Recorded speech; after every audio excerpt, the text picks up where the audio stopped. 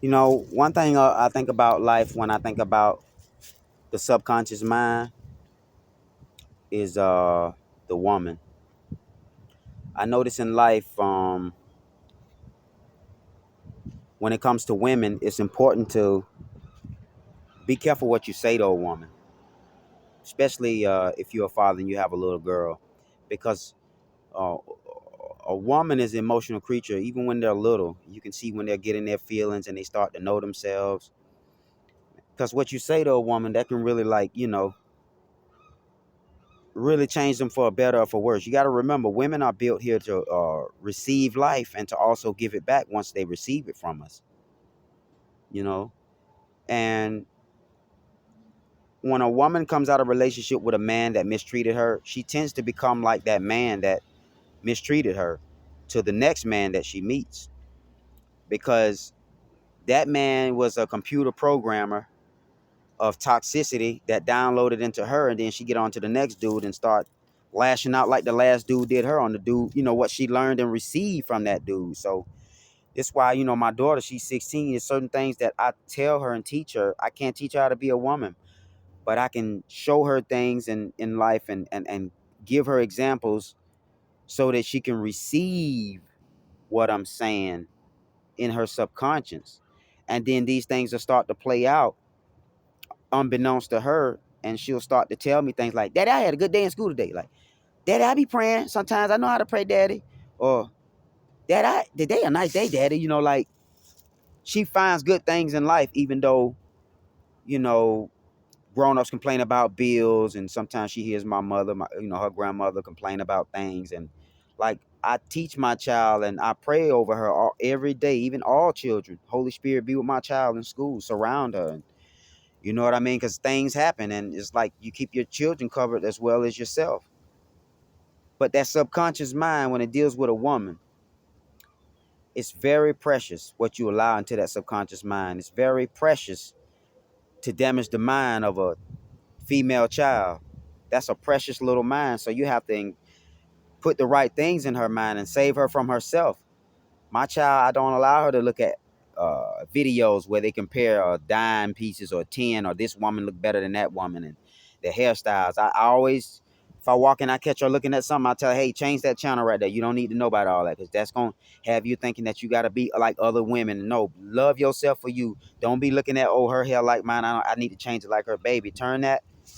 Daddy telling you something good for you. You know what I mean? Like, impressing a child's mind, especially a female child, with the right things, and it'll play out better for her later in life. That's all. They be needing guidance and direction and something to give them a little tough love to get their soul woke up. Why he so mean?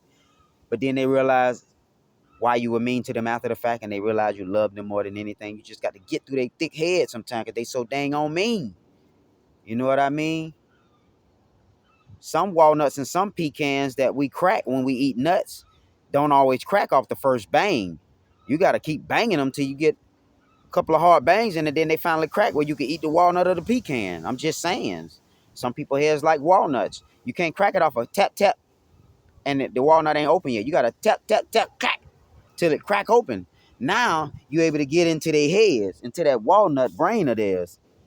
So, you know, just looking at life, that subconscious mind is precious. Whether you're a man or a woman, what you tell yourself and how you treat yourself is precious. And I can understand some people treat themselves because they probably had parents that mistreated them. Mother and father mistreated the son and the daughter. So they had to find some type of self-nurture. Then you have some that didn't know how to find any type of self-nurture, that just went off to run into friends or gangs, become gang members, because the gang members showed them more love and that they cared than their own parents did. So it's like, it's precious. That subconscious mind is so powerful, yet so precious when it deals with the woman, especially because what they're impressed with in this world that we live in, it doesn't have anything that has to do with life. It has to do with destruction and chaos, and just everything that's out of order.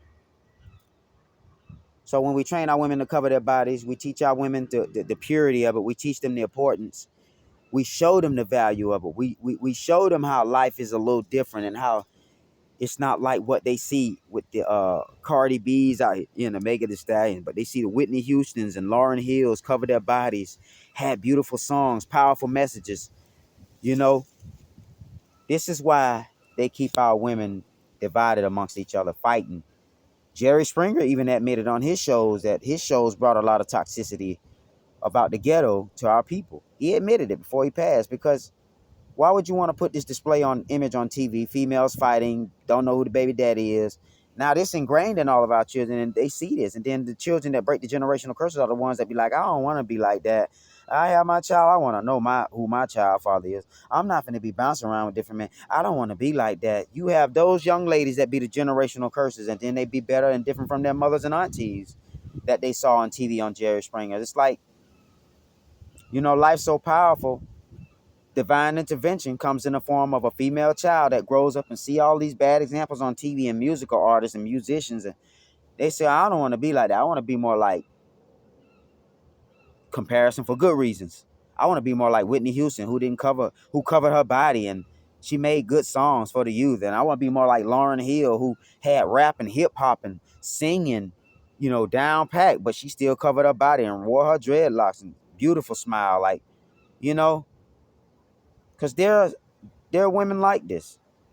They're just few who know that there's a true creator, goddess, most high, who knows that there's a right way, who knows that these young ladies out here showing their bodies, Megan Thee Stallion, all these other, female artists that's just out here thugging it and just tattoos and doing too much, acting masculine. They know this not the way. A lot of these children, these powerful souls, they know this not the way out here.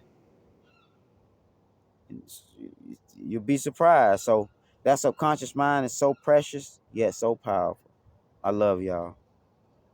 707.